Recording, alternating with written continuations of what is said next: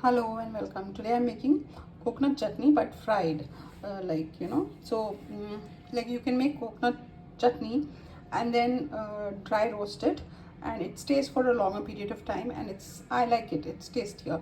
Actually, I'm not supposed to eat any kind of chutney which is yeah, which is wet ground, and I can't eat mayonnaise and I cannot eat many things. So just to be on the safe side, I'm going to make this chutney and then dry roast it so that I don't pick up any germs from it, or I'm avoiding all kinds of freshly ground wet chutneys.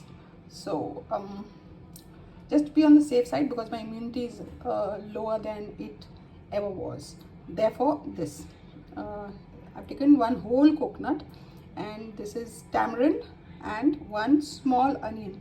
I'm going to grind this. At this point, people put salt and chili powder too, but I'm going to add it when I'm going to dry roast the chutney. So I finished grinding this. I had to add a bit of water because it was only if you grate the coconut that you can grind it without any kind of water and into a fine paste. So this I had to add water. I don't know if it's, it'll take a long time to dry roast this, so maybe I'll just keep that for another time, and I will just saute this. I'll temper oil, put the chili powder, I'll warm some oil and temper some mustard seeds in it, and then put in the chili powder, let it roast a bit, and then I'm going to add this. I added 1 spoon of salt in this, 1 teaspoon of salt. So this is one whole coconut that I'm making chutney with. If I can't dry roast it because it's become too fine a paste and it's a little watery, it's a little watery at this stage. If you grate the coconut, you don't need to add any kind of water. You can make a paste with it without water. But this, since I had chopped it into fine pieces, I needed to add water because it was not grinding in the mixer. And so I'm going to just warm this in a wok with tempering oil and pouring it on top, and then just cooking this whole thing through, so that there is no element of doubt as to whether I'm not eating anything raw. So that is the thing.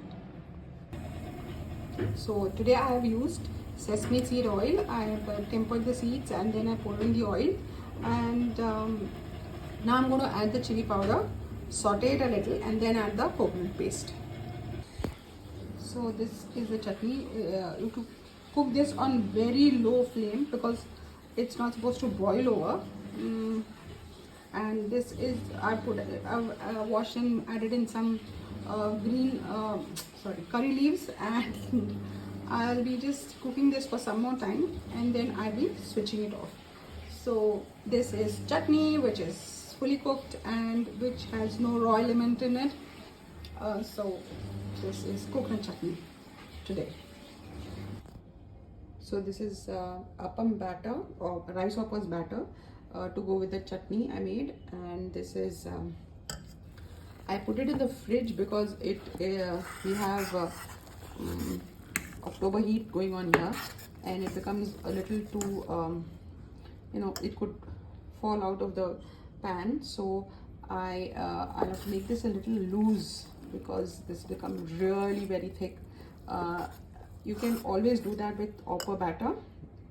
You can add a little water to make it a loose consistency. Yesterday I poured less water in the batter when I was grinding it too, and I of late freeze the coconut and then thaw it completely, and then take out the coconut from the shell, and that makes yesterday the coconut came out without the brown thing that is there at the back of the coconut.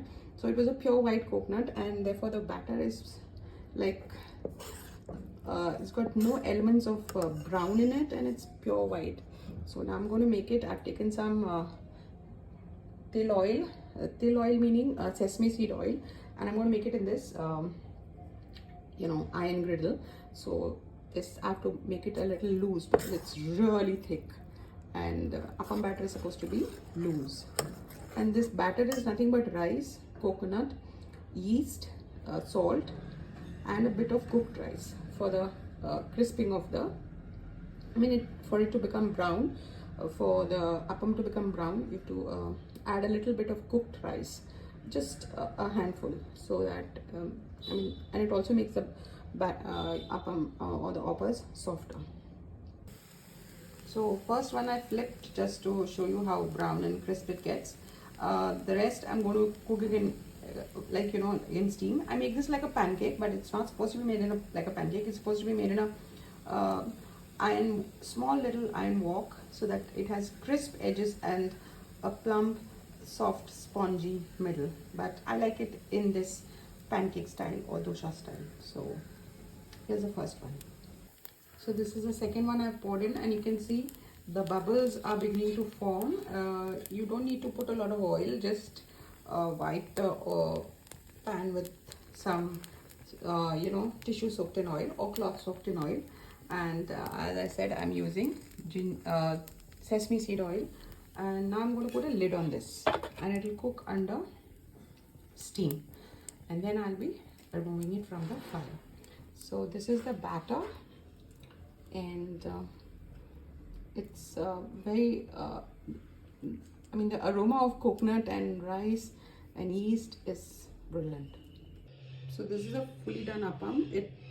You require very little oil to make it, and it's nice and soft and spongy and really delicious. So do try this. I'm going to eat this with the chutney I made, and this is my video for today. Thank you for viewing, and bye. Thank you for viewing. Bye and take care.